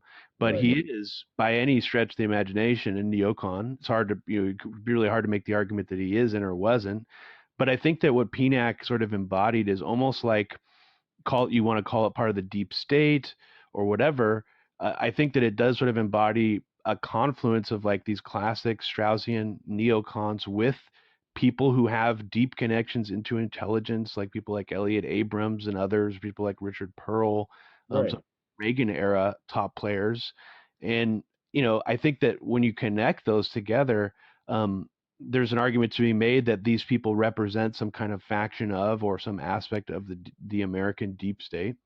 And I think that their egos at times have gotten very large. I mean, I still get really creeped out. This is not smoking gun evidence of anything, but I for people out there who are skeptical that some of these Bush officials may have been involved in 9/11, the PNAC Rebuilding America's Defenses document, not necessarily convincing in and of itself, but like Wolfowitz did an odd speech at West Point, I think sometime around June of Did you just discover that? Because I've known No, it's been around for a while. No. I've known about it for a while. But the clip is Paul Wolfowitz saying that, like, Pearl Harbor happened because there were just so many warnings about it that it like got missed. Like, it's like too many warnings about like Pearl Harbor is actually like what caused people to overlook the attacks themselves. And like, just in retrospect after 9/11, it's almost just seems like he's like having a laugh or something. I mean, I'm saying like if he was involved in 9/11, it almost seems like some kind of weird brag, like thing to do. And I don't, I'm not saying he has the same mentalities of a serial killer, but like serial killers like to brag about the stuff that they do. So, I wouldn't put anything past someone like Dick Cheney or a Wolfowitz who Well, was. I have documentation or information that shows they thought of other types of false flag events during the Iraq War. They thought of painting a plane as a UN plane and having it shot down or something to that effect. I mean, they knew the game, how the game was played. One thing I wanted to say about the Energy Task Force is that Dick Cheney met with what seems to be every single oil executive in existence, and every single oil executive in existence that met with Congress denied ever meeting with Dick Cheney. So that should tell you something. Well, another kind of important aspect with Dick Cheney and Rumsfeld and this long history of the neocons is, I mean, they go, back to the Ford administration when there was what is kind of a neocon coup that happens against Nixon, if you have the kind of Len Kolodny view on that. But at any rate, what I was more getting at is that after the Bush administration, they actually stay in government, even sort of unofficially, with this continuity of government task force or whatever it was, which Peter Dale Scott has written a lot about. And of course, John, you interviewed him, and his work and that interview are definitely the things to check out on that. So it just shows you this kind of the way that this sort of thing could develop covertly, kind of attached to government, but a little bit outside of it, because you have Cheney and Rumsfeld basically throughout the 90s working on this official, very, very secret government program that's theoretically in case of a nuclear attack or something, but has all of these different avenues for declaring, martial law and FEMA camps and all that stuff that Alex Jones would talk about. So anyway, I just wanted to throw that out there. Curious, like, I mean, I know quite a bit about the Kennedy assassination or whatever and how that developed. And, 20 years after that, they were kind of just getting started almost with what would finally be revealed with the records releases in 1993 and, the Oliver Stone's movie coming out. Like, what do you think is ahead for revealing more about September 11th? Do you think? Well, one of the reasons the families are suing Saudi Arabia is not so much about Saudi Arabia. It's about getting 9/11 into a court of law, where there are things like subpoena power, there are things like discovery, there are things like the ability to call people on the stand under oath to take questions and be held accountable in the event that they lie. I mean, the last time 9/11 made it into a real court of law was the Moussaoui sentencing phase. And I had just pointed out recently that so much information came out of that the government did not want. Michael Antisev, I think, said that the FBI was well aware that Al Qaeda had plans to slam planes into buildings. There was coach witnessing, or what do they call it when you coach witness? Oh yeah, coach witnesses. They were coaching witnesses during the Moussaoui, like the government's lawyers were coaching witnesses on what to say. I mean, so much bullshit happened during that it shows, they don't want 9/11 in a court of law. When Obama attempted to bring the 9/11 to a federal court in New York City, there was a massive campaign to keep that out of New York, to keep that out of federal court, even though the federal court has a high success rate of taking down terrorists and such. And there's no justice at Gitmo. There's absolutely no justice at Guantanamo. And the families will be the first to tell you that. But yeah, it's a lot about, again, the lawsuits against Saudi Arabia are about getting 9/11 into a court of law. So people have to understand that. It's not a limited hangout. Imagine Philip Zelikow being called to testify about all the things that he did during the 9/11 Commission to help cover up for Saudi Arabia. I would love to see that. If I could die seeing that, I would be happy. If I died right afterwards, I'd be content. What were you saying? You had a good quote about pointing the finger at the Saudis.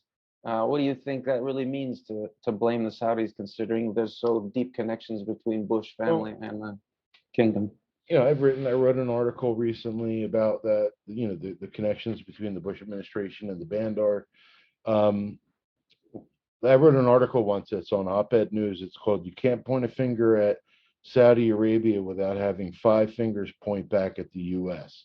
And the reason is because of all the things that we did to enable Saudi Arabia to do the things that they did with terrorists and such prior to 9/11 in the 90s and such. There were a number of things that were done to protect them, to enable them to do what they did. And then after the fact of 9/11, how much did they do to protect Saudi Arabia? They may as well, be accessories after the fact. Put aside 9/11, them being part of 9/11, they're accessories after the fact by the fact that they helped to protect those supposedly responsible for 9/11. So you can't say Saudi Arabia without looking back at the U.S. At least in my eyes. I'm sure they would attempt to do that, but I don't think the families would allow them. Well, I have a question related because we've talked about Saudi Arabia. I'm wondering how the both of you think of Israel, because there's kind of a contingent within the 9/11 truth that's 100% focused on Israel. That it's all Mossad and Chris Boleyn, that kind of angle on it. I've never held that belief, and I was the very first person on 9/11 Blogger to post about Israel. And because I'm a Jew or was born a Jew, I'm not religious. It's amazing the narratives that you can write about me using the fact that I'm a Jew, that I'm somehow trying to protect Saudi Arabia or Israel, that I'm trying to protect Israel. I can't tell you how many times I've heard that over the years. And there are questions concerning Israel and 9/11. Whether or not the celebrating Israelis, whether that shows foreknowledge or not. I don't know. It certainly seems like it did from Israel. And Israel actually attempted to, quote unquote, warn the U.S. about 9/11 three separate times. All of those times, both sides denied it ever happened, but it was reported on. The Israeli art students, that's something that should be, that could have been front page news across the country for something like that, that Israel was spying on people that way. In fact, in 2010, there was a brand new report about Israeli art students doing the things that they were doing around the time of 9/11. So I've been a huge advocate for Palestinians. My God, over the years, the people who are supposedly so anti-Zionist, I guarantee I've probably posted more about Israel and Gaza and Nakba, what happened to make Israel a state. 750,000 Palestinians were forcibly removed from their homes in 1947 or 1948, and one of those groups that did it was the Irgun, which was a Jewish terrorist organization, which was the foundation for the Likud party in Israel. So I've been to the Israeli consulate a lot of times. Every time they'd start bombing Gaza. In fact, I made it one time on CBS News, and I made sure to say something that they couldn't just cut away. I said, I saw babies being killed in Gaza, and that's wrong. I didn't give them any room to move with as far as what I was saying or being able to edit anything in a certain way. But as far as Israel and 9/11 is concerned, I don't blame people who blame them solely for 9/11 are idiots as far as I'm concerned. The U.S., even putting aside Saudi Arabia, the United States would be perfectly capable on its own to do something like the 9/11 attacks with the different alphabet agencies that they have, with the different military that they have, or the different, groups like Blackwater or whatever, the connections to those kinds of groups. They were more than capable of doing something like 9/11 without any other foreign help.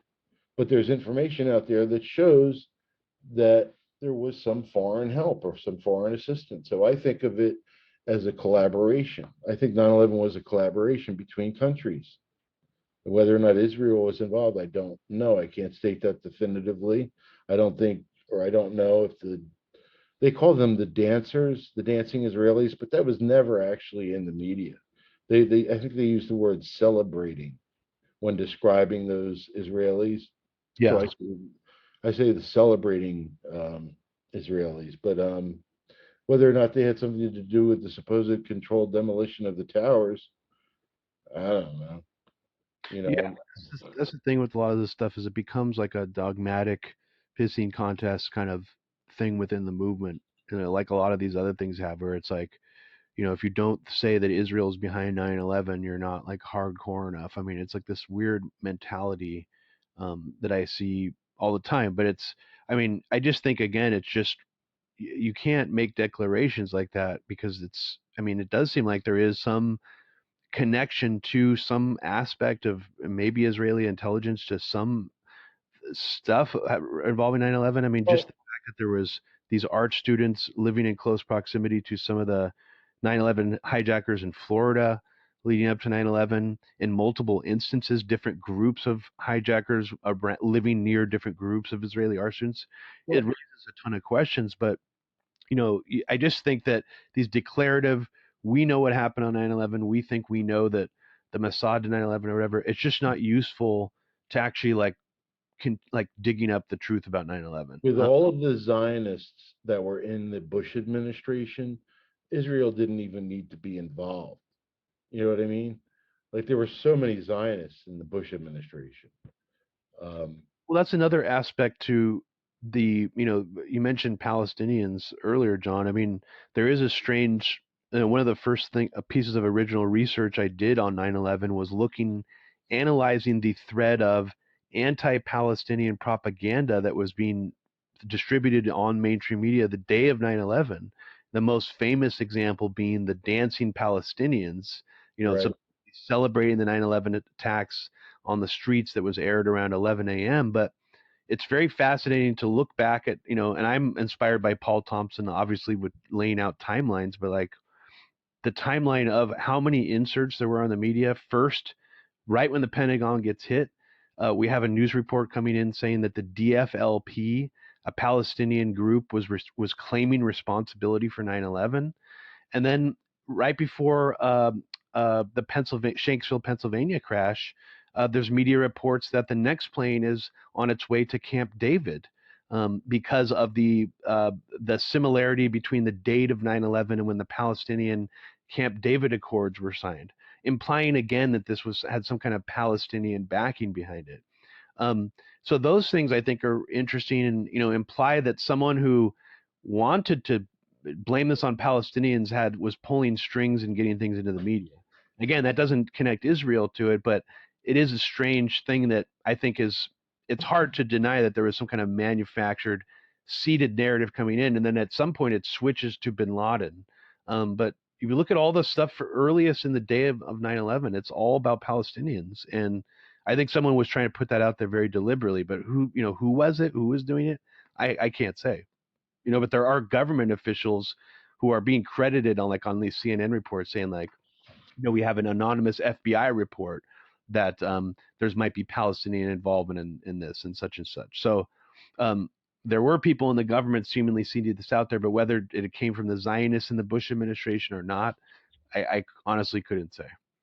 Yeah, it is really striking. The last year that was the 20th anniversary on 9/11, I watched some of the old, just raw footage coverage of the day, and it's very striking how much Palestine comes up in those early hours. It's basically the narrative is there's not a whole lot of speculating going on from the commentators at the time because they're just in shock, but the scrolls at the bottom are just like raw reports that they're passing along. It's very Palestine focused. For sure. And this can all be verified with a series of leaks that WikiLeaks got access to. And I don't know if it's public data. I mean, it looks like it is on some level, but they had a pager system that was Right. that has a very laid out timeline, like to the second. And you can get these pages and pages of these 9/11 pager data leaks that include wire reports from AP and Reuters like the second they come in. So it's like a really useful tool to see what the media narrative was and how it's being shaped like in real time. Because of course, all those wire reports get fed into like the TV, 24-hour networks, and they just repeat those. And those are probably partly what you're seeing on the little Chiron, moving at the bottom, are just these like AP, dash DFLP claims responsibility for, and it's just sort of interesting that it's like that first report comes in like literally this, within seconds of the plane hitting the Pentagon. Just sort of odd timing when you look at the timeline of it all. So I don't know what that means, but it's just creepy to go back and just look at those leaks, because that's what I gleaned from those leaks. So that was my first piece of like original research, that I could contribute to the movement, I guess. And that happened like probably like 10 years after I started looking at this stuff. So so I feel like a lot of my time spent in this movement was probably somewhat indulgent, but I also was, learning myself, like what I actually felt comfortable enough putting out there, because, you don't, at a certain point, I didn't want to put out stuff that was disinfo, because so much of the stuff I had taken in over the years was disinfo. So a lot of that was learning how to like filter that out of my system, just looking back on all that stuff I'd taken in. Yeah, well, and one of your big focuses, which is somewhat tangential, but maybe it is related to 9/11, is the anthrax attacks. And why do you think part of it's obvious. There was a much smaller death toll. It wasn't as spectacular an event on TV.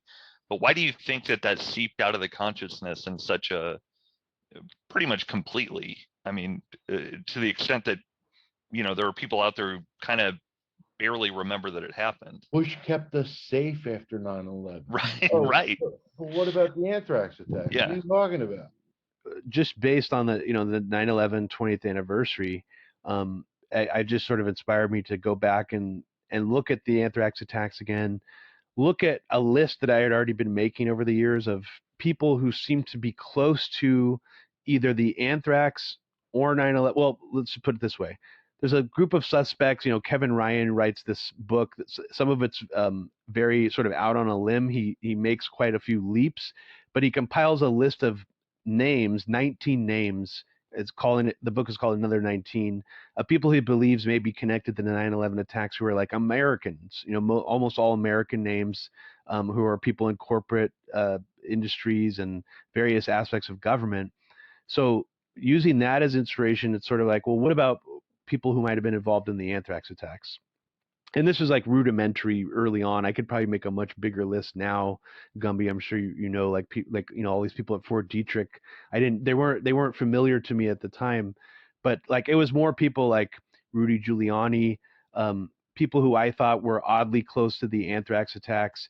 And then I started looking at people's who were from both lists, adding to Kevin Ryan's list, making my own about anthrax, that there seemed to be actual overlap between both lists. Like people who were appearing on both lists, I thought, well, maybe if I just look at those people who have seeming connections to both 9/11 cover-up or the attacks, the anthrax attacks or the cover-up together, where will that lead me? So the map itself sort of came out of that. And it originally started as just, inputting all of the addresses of all the people who were players or victims in the anthrax attacks, the 9/11 hijackers' addresses, the Israeli art student addresses, for example, just because that was something that I already had easy access to, and just mapping all this stuff out just in Florida specifically. It just led me into some really interesting and bizarre directions. For example, Paul Manafort, a character that I largely ignored during the whole Russiagate saga. I didn't think he was someone really important to look at all. It turns out that he's part of a company called Manafort Brothers Construction that has all these odd proximity connections to aspects of the 9/11 attacks. Let's just say their company does. Paul Manafort himself lives oddly close to people involved in urban moving systems, a moving company that was involved in that Dancing Israelis episode that we were talking about earlier. So it led me into some strange directions like that. And I think that, that also I owe a lot of inspiration to Daniel Hopsicker's research, who seemed to focus in his research almost entirely on the Florida 9/11 connections. And he also spends a lot of time looking at the flight schools in which some of these 9/11 hijackers were going to for lessons, or even one of the flight schools in particular actually hooked them up with an apartment because one of the guys involved in the flight schools also knew people who managed apartments in the area. In fact, a lot of the students lived in apartments around this particular flight school. And Daniel Hopsicker's work really shows that I think that some of these flight schools have very odd connections to, potential intelligence connections, let's say, and like lots of several of them actually have involvement with like drug trafficking, and were facing convictions. And one of them, Rudy Deckers in particular, is very suspicious. And I think that it's just really interesting when you look at all the geography specifically in Florida. But then when you add in the anthrax attacks into the mix, which I mean, I was probably the first person to, overlay that information over, Daniel Hopsicker's research.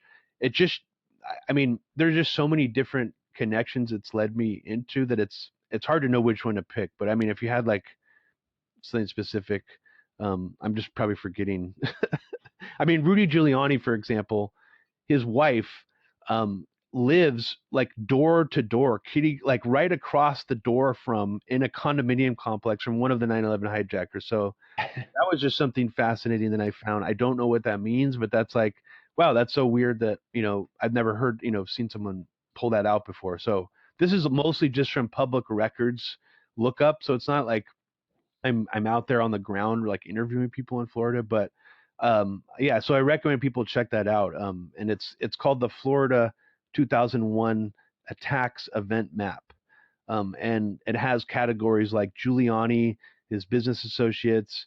It has categories like George W. Bush's activities on the day of 9/11, and Jeb Bush's like addresses and his different important addresses that are related to him throughout Florida. And there's also weird things like Jeb Bush lives really close to one of the 9/11 hijackers, or he has a property very close by to one of them. So, Yeah. and I'm hoping that the map might eventually lead other researchers in directions that they might not have thought of before. Yeah, I'd like to read something from an article by Gail Sheehy, who was a reporter that covered the 9/11 or the Jersey Girls when they were doing their thing. And this is from August 24th, 2003. And the families had met with the FBI. And it says, after the formal meeting, senior agents in the room faced a grilling by Kristen Brautweiser, a 9/11 widow whose cohorts are three other widowed moms from New Jersey. Quote, I don't understand. With all the warnings about the possibilities of Al Qaeda using planes as weapons, and the Phoenix memo from one of your own agents warning that Osama bin Laden was sending operatives to this country for flight school training, why didn't you check out flight schools before 9/11? And the agent responds, quote, do you know how many flight schools there are in the US?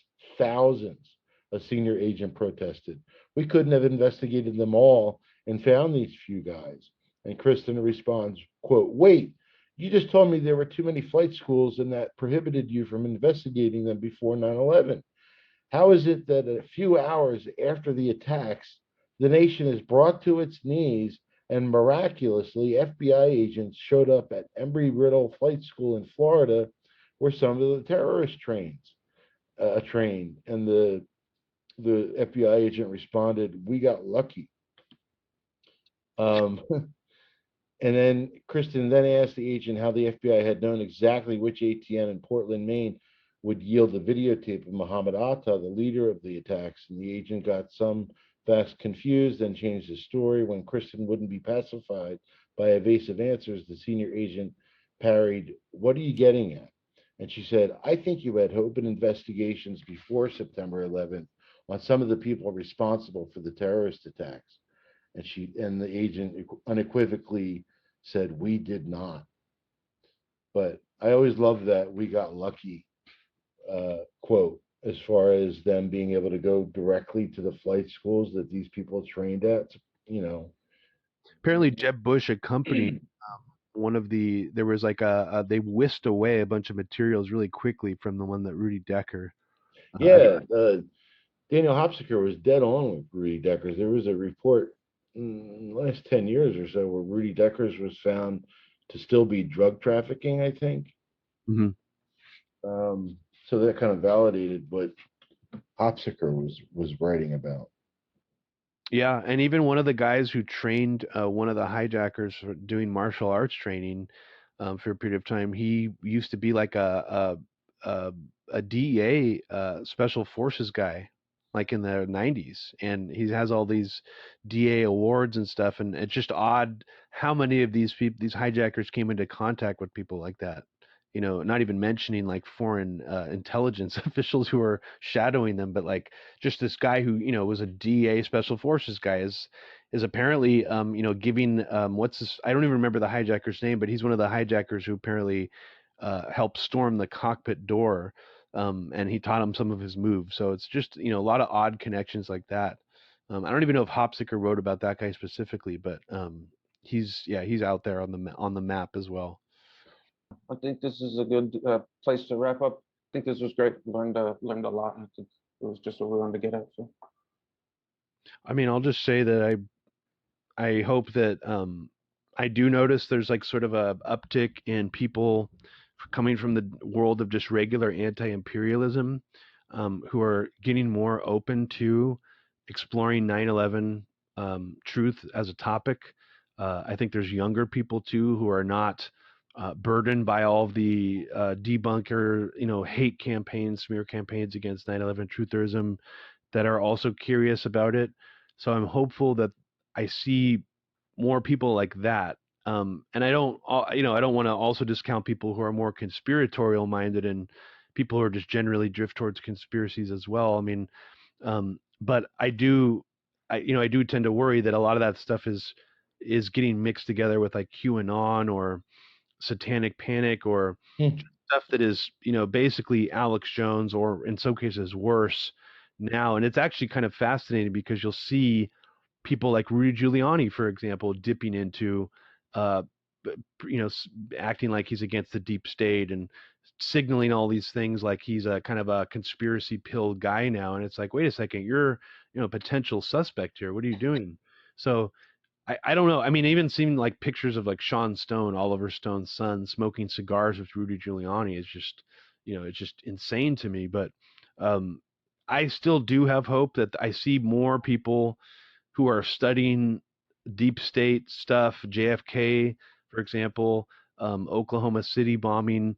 I see more people like going back into the weeds on that stuff in a way that is not, um, let's just say, not sensationalist, not clickbaity. They're genuinely interested in digging up information about it. And I'm hoping that there's a revival eventually with like 9/11, like a whole new generation of people who research things from, genuine curiosity, who are not like just trying to have a pissing contest with each other about who thinks the building was blown up the craziest. I mean, because at a certain point, it's like even the Stephen Jones thing you brought up earlier. Yeah, it's like we don't know, even if you're a believer that the buildings were demolished by controlled demolition, like just to lean on this idea that it must have been thermite or one specific thing that one researcher has put out there. I just think it's just ultimately a losing game. I mean, so like hopefully people do not make the same mistakes again. But I think that I think we're sort of on the cusp of maybe a revival of um, a kind of a version of the 9/11 truth movement, but maybe hopefully one that's like more responsible I and do. high Go ahead. quality. That's all. That's all I had to say. I do see new people coming out asking questions about the 9/11 attacks. People who were babies at the time of 9/11 who are now questioning, what happened that day. And I'm hoping to, if I'm still around doing this shit, to give them some form of guidance. And the only guidance that I could say right now is just support the families who are fighting for truth, accountability, and justice. If you see news concerning the lawsuits, post it. Post it once, post it twice, post it 3 times. That I seem sometimes be the only one to ever post that shit, it seems. And I would love to see other people start spreading the word about what they're doing. But you should always support the 9/11 families, as far as I'm concerned. And keep it simple. Don't get uh, too involved in theories. And theories are human nature. When you have people in government who should be able to answer your questions but refuse to do so, it's human nature to theorize as to the reasons why. But theories aren't fact, and they shouldn't be presented as such. Try to be responsible, you know, and understand that the importance of this subject. Because again, the policies of our government over the last 20 years has led to where we are today with the Ukraine. And so it should be looked at.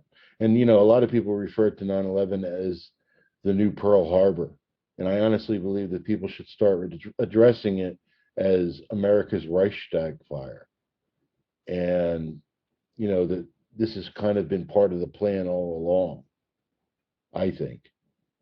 I agree with that. I mean, I think that 9/11 bought the U.S. empire a hell of a lot of time on the world stage. And that's all I think. That's why it seems so evil and cynical. It's like on some level, this U.S. empire situation can't last forever. So I guess this just borrowed it some more time. Yep, absolutely. But I want to thank both of you guys for having us on to talk about this. I hope it gets a lot of listens. Well, Dave and Keith, really appreciate you having us on. yeah, thanks to you guys, and thanks to Dave for having me be a part of this. This was a great conversation. Feel like we covered so much ground, and I came to this subject a lot later than Jon and Robbie, much later, and came to it in a lot of ways through Jon and Robbie's work. So I really admire the work that you guys have done. And I see sometimes like Robbie, or like I know Abby said this, where they're like a little embarrassed that like they had the Alex Jones phase.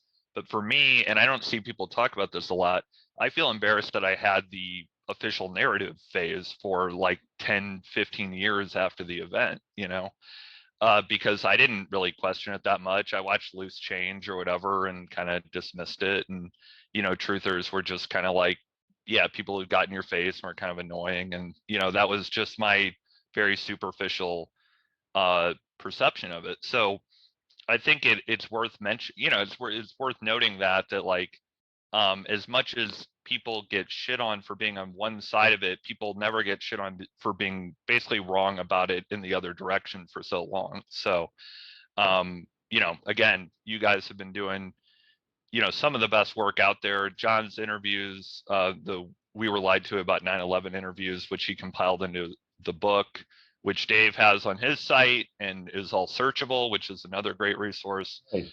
That's some of the best stuff. And also in the families, one Thank thing I you. did want to mention is Ray McGinnis has that new book out that is tied very closely to the families, Yep.